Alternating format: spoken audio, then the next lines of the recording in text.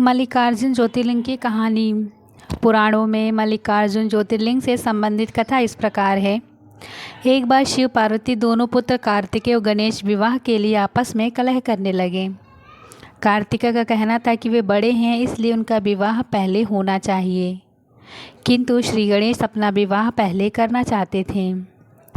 इस झगड़े का फैसला कराने के लिए दोनों अपने माता पिता के पास पहुँचे। उनके माता पिता ने कहा कि तुम दोनों में जो कोई इस पृथ्वी की परिक्रमा करके पहले आ जाएगा, उसी का विवाह पहले होगा।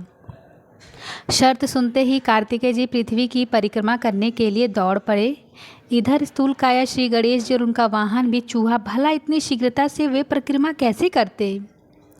गणेश जी के सामने भारी समस्या उपस्थित थी। श्री गणेश जी ने शरीर से जरूर स्थूल थे, किंतु बुद्धि के सागर हैं। उन्होंने कुछ सोचे विचारे किया और अपनी माता पार्वती और पिता देवादिदेव महेश्वर से एक आसन पे बैठने का आग्रह किया। उन दोनों के आसन पे बैठ जाने के बाद श्री गणेश ने उनकी 7 परिक्रमा की, फिर विधि पूर्वक पूजा किया।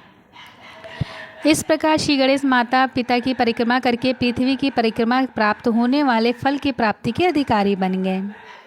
उनकी चतुर्बुद्धि को देखकर शिव पार्वती दोनों बहुत प्रसन्न हुए और उन्होंने श्री गणेश का विवाह ही करा दिया। जिस समय स्वामी कार्तिकेय संपूर्ण पृथ्वी की परिक्रमा करके वापस आए, उस समय श्री गणेश जी का विवाह विश्वरूपी प्रजापति की पुत्रियों सिद्धि और रिद्धि के साथ हो चुका था। इतना ही नहीं, श्री गणेश जी को उनकी सिद्धि नाम पत्नी से शुभ तथा रिद्धि नाम पत्नी से लाभ, ये दोनों पुत्र रत्न में मिल गए थे। भ्रमणशील और जगत का कल्याण करने वाले देवऋषि नारद ने स्वामी कार्तिकेय को यह सारा वृत्तांत कह सुनाया। श्री गणेश का विवाह और उनसे पुत्र लाभ का समाचार सुनकर स्वामी कार्तिकेय जल उठे। इस प्रकरण से नाराज कार्तिक ने शिष्टाचार का पालन करते हुए अपने माता पिता के चरण छुए और वहां से चल दिए। माता पिता से अलग हो गए कार्तिकेय क्रौंच पर्वत पर रहने लगे। शिव पार्वती ने अपने पुत्र कार्तिकेय को समझा बुझाकर बुलाने हेतु देवश्री नारद को कैंच पर्वत पर भेजा। देवश्री नारद ने इस प्रकार स्वामी को मनाने का प्रयास किया, किंतु वे वापस नहीं आए। उसके बाद कोमल हृदय माता पिता पुत्र स्नेह में व्याकुल हो उठी। वे भगवान शिव जी को लेकर कौच पर्वत पे पहुंच गई। इधर स्वामी कार्तिकेय पर्वत पे अपने माता पिता के आगमन की सूचना मिल गई और वे वहां से 3 योजना अर्थात 36 किलोमीटर दूर चले गए। कार्तिकेय के चले जाने पे भगवान शिव उस क्रौंच पर्वत पे ज्योतिर्लिंग के रूप में प्रकट हुए। तभी से वे मल्लिकार्जुन ज्योतिर्लिंग के नाम से प्रसिद्ध हुआ। मल्लिका माता पार्वती का नाम है, जबकि अर्जुन भगवान शंकर को कहा जाता है। इस प्रकार सम्मिलित रूप से मल्लिकार्जुन नाम उक्त ज्योतिर्लिंग के जगत में प्रसिद्ध हुआ।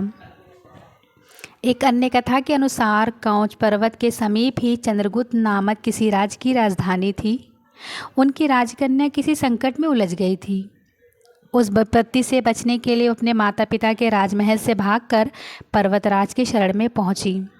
वह कन्या ग्वालों के साथ कंदमूल खाती, दूध पीती, इस प्रकार जीवन निर्वाह कर उस पर्वत पे रहने लगी। उस कन्या के पास एक श्यामा गौ थी, जिसकी सेवा वह स्वयं करती थी।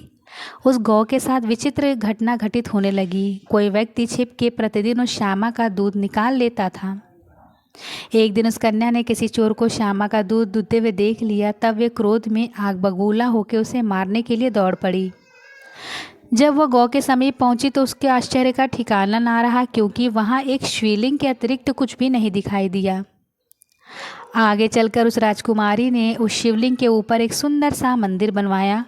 वही प्राचीन शिवलिंग आज मल्लिकार्जुन ज्योतिर्लिंग के नाम से प्रसिद्ध है। इस मंदिर की भली भांति सर्वेक्षण करने के बाद पुरातत्वों ने ऐसा अनुमान किया है कि इसका निर्माण कार्य लगभग 2000 वर्ष प्राचीन है। इस ऐतिहासिक मंदिर के दर्शनार्थ बड़े बड़े राजा महाराजा समय समय पे आते रहते हैं।